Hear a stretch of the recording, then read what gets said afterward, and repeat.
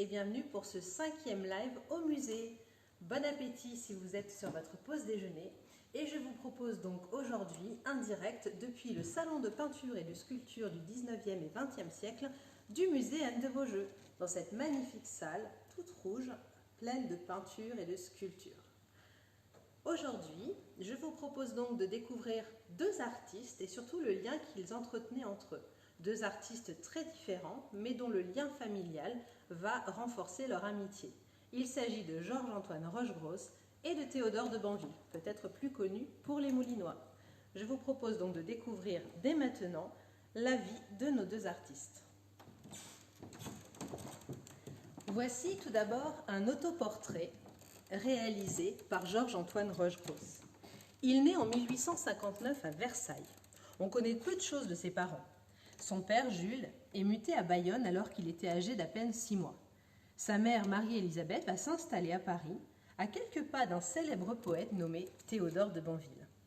On ne connaît pas la date exacte de leur rencontre, mais quand Banville déménage, Marie le suit, ce qui ne trompe personne sur la nature de leur relation. Après le décès de Jules Rochegrosse, Marie va se remarier avec Théodore de Banville et ils vont s'installer tous les trois avec Georges-Antoine dans leur tout nouveau domicile au 10 rue de l'Éperon à Paris. Cet autoportrait que Rochegrosse a conservé de son vivant nous livre l'image d'un artiste de son temps. Sa coupe de cheveux, très sympathique, évoque la Rome antique. L'artiste peint de nombreuses toiles historiques, dont plusieurs sur l'histoire de Rome. Il porte son emblématique chemise rouge, symbole de son statut de peintre. Chemise que l'on va retrouver d'ailleurs dans d'autres de ses œuvres. Sur le fond de l'œuvre, vous voyez des paravents et des ombrelles qui vont évoquer l'art de l'Extrême-Orient. C'est un goût qui est largement partagé dans les milieux artistiques des années 1880. Nous sommes en pleine mode de l'exotisme, du japonisme, et la majorité des artistes vont s'intéresser à cette vogue. Autoportrait pas très grand, mais très sensible, très intéressant, qui montre vraiment cet artiste tel qu'il est et qu'on peut le concevoir aujourd'hui, même si ce n'est pas le plus célèbre de son temps. Passons maintenant à Théodore de Banville. Comme vous pouvez le voir dans notre salon de peinture, il a un petit peu pris de la hauteur. Pour avoir un peu plus de recul et que vous puissiez le voir d'un peu plus près, je vous le présente juste ici. Voici donc un portrait de Théodore de Banville, né à Moulins. Il va faire ses études à Paris et encouragé par Victor Hugo et Théophile Gautier, excusez du peu, il va se lancer dans la poésie. Il va mépriser la poésie officielle et commerciale telle qu'elle se pratique à cette époque. Il va être l'un des précurseurs d'un mouvement qu'on va appeler le mouvement du Parnasse. Ce mouvement du Parnasse va s'opposer au romantisme pour se tourner vers le réalisme. On écrit ce qu'on voit, ce que l'on ressent, et non pas pour vendre. Sur le portrait que vous avez de présenter d'ici, Banville est alors âgé de 39 ans. Il porte un habit noir de soirée, et surtout vous pouvez peut-être apercevoir une petite tache rouge sur sa veste. Et oui, il porte le ruban rouge de la Légion d'honneur. Quand on regarde d'un peu plus près la partie inférieure de ce tableau, il nous semble inachevé. Peut-être est-ce le cas. Donc Théodore de Banville et son beau-fils Georges-Antoine Rochegrosse vont donc s'installer à Paris ensemble. Et avec son travail de poète, si on peut l'appeler comme ça, Banville va vraiment côtoyer toute l'élite intellectuelle de cette période. Et Georges-Antoine Rochegrosse, de ce fait, va bénéficier du réseau d'amitié de son beau-père. Et il va côtoyer nombre de poètes, d'écrivains, de peintres également de cette période. Attardons-nous maintenant vers un tout petit tableau, très intéressant, que personnellement j'aime beaucoup. Il s'agit d'une toile intitulée « Dinette devant la mort de Babylone ». C'est une petite toile, je vous l'ai dit, et vous voyez une chemise rouge. Et oui, il s'agit de Rochegrosse qui va se représenter avec sa compagne, Marie Leblond, en train de pique-niquer dans son atelier de la rue Chaptal à Paris. Et il se représente en train de pique-niquer devant une toile qu'il est en train de réaliser. Cette toile s'intitule « La mort de Babylone ». Sur le cadre du tableau, vous pouvez lire une inscription. Tu te rappelles quand nous avons fait la dînette avec la nature morte de la mort de Babylone dans le grand atelier de la rue Chaptal? Une autre des œuvres de Rochegrosse, Vent d'automne, a également des dessins sur le cadre. Vent d'automne d'ailleurs que vous avez élu pour être accroché au salon de peinture. Et bientôt vous pourrez voir cette toile ainsi que celle-ci dans notre beau salon de peinture quand nous pourrons rouvrir nos portes. La mort de Babylone que Rochegrosse présente ici est une immense toile. Elle fait à peu près 60 mètres carrés. Elle représente le moment final de la conquête de Babylone par les Perses. Le roi Balthazar et sa cour se font massacrer dans leur palais. On va faire de nombreux reproches à Rochegrosse pour cette toile. Le premier est que les figures féminines au premier plan sont plus importantes que le personnage principal, le roi Balthazar, qu'il va peindre en haut d'un escalier et vraiment tout au loin. Les censeurs américains eux-mêmes vont reprocher l'indécence de la pose de cette femme nue au premier plan, à peine cachée par une guirlande de fleurs. Rochegrosse, avec la mort de Babylone, joue sur les limites acceptables dans la représentation du nu.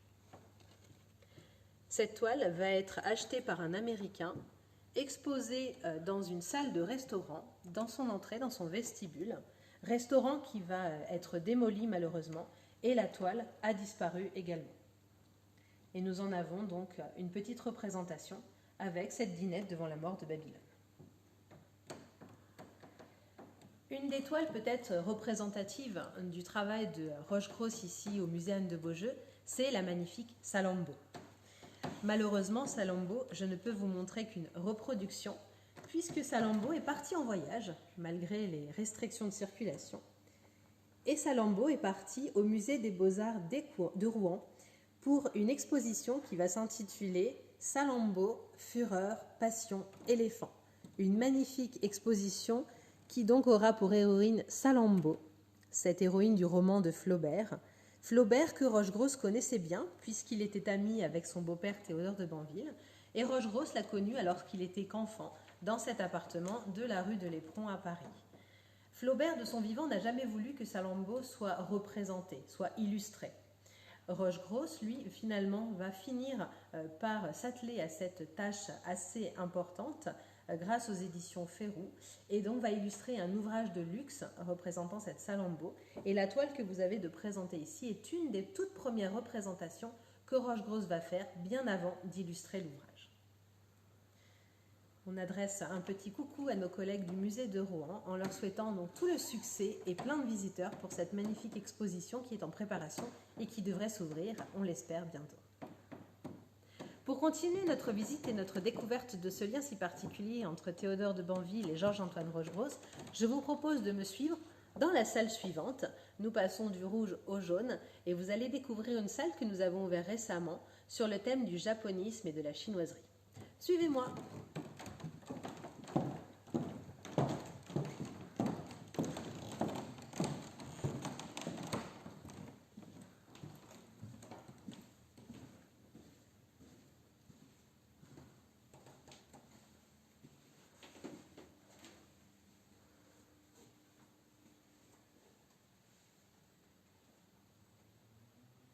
Le musée Anne de Beaujeu possède de nombreuses œuvres, des œuvres égyptiennes bien sûr, mais également des œuvres plutôt orientales.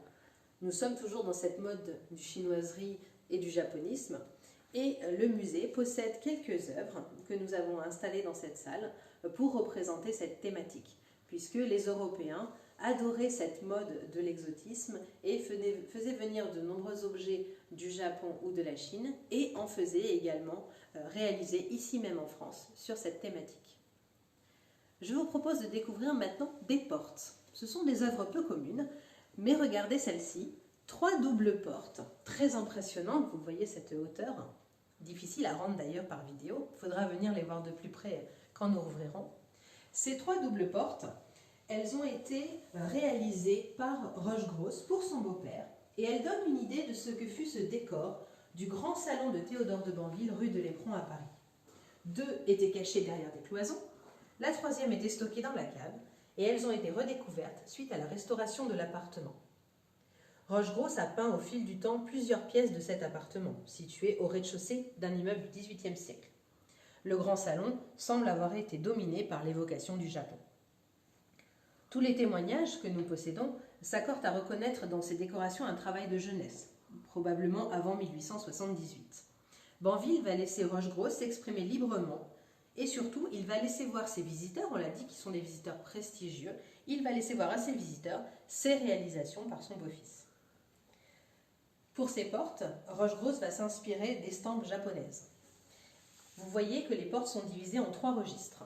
Sur le registre inférieur, eh bien, vous avez des plantes, des animaux, parmi lesquels figurent d'exotiques canards mandarins.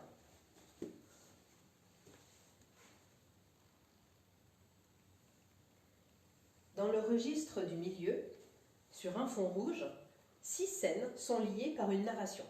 Des paysans enivrés se disputent après une partie de shogi. C'est un jeu traditionnel japonais qui se rapproche du jeu d'échecs.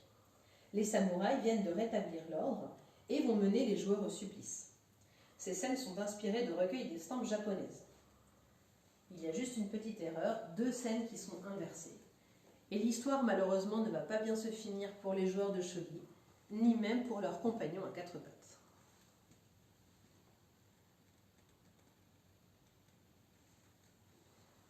Donc des animaux et des fleurs dans le registre inférieur, une narration très sympathique dans le registre du milieu, et pour terminer, au registre supérieur, là où vous avez les plus grands dessins, Rochegrosse va peindre des acteurs du théâtre kabuki.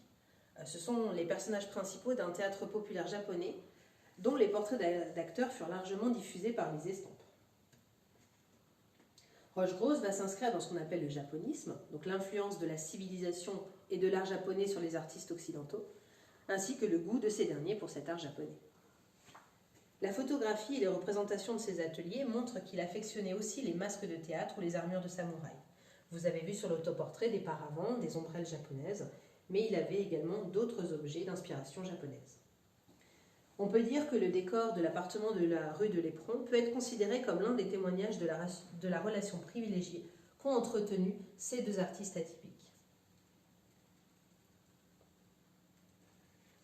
Autre témoignage de cette relation, cette fois-ci provenant de la villa d'été de Banville à Lucenay-les-Aix dans la Nièvre, ce sont 8 panneaux, 4 jaunes et 4 rouges, qui vont orner donc cette villa.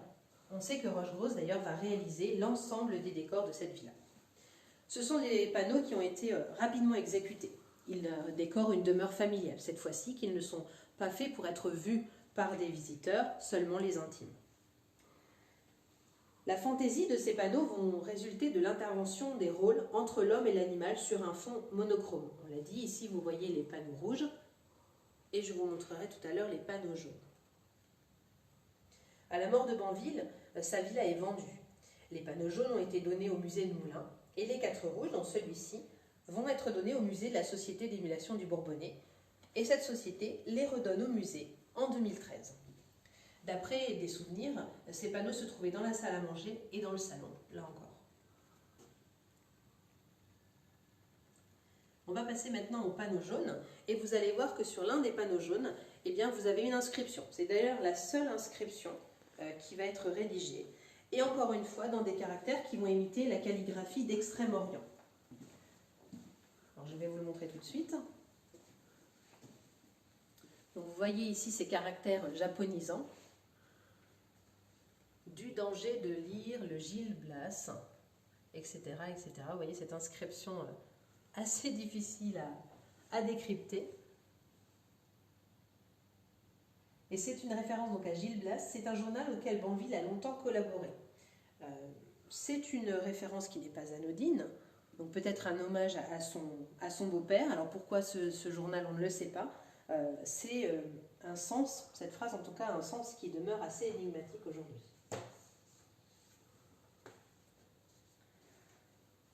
Donc vous pouvez le voir que le thème récurrent de ces panneaux, c'est l'amour, la galanterie. Mais encore une fois, le sens exact de ces représentations va rester un mystère pour nous. Un jour peut-être décrypté.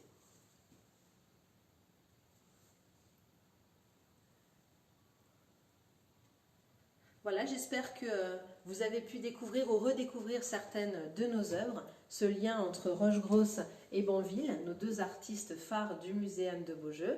J'espère que vous avez passé un bon moment en notre compagnie, et puis au plaisir de vous revoir en vrai rapidement, on espère, et sinon pour un autre Facebook Live. Bonne fin de journée à tous!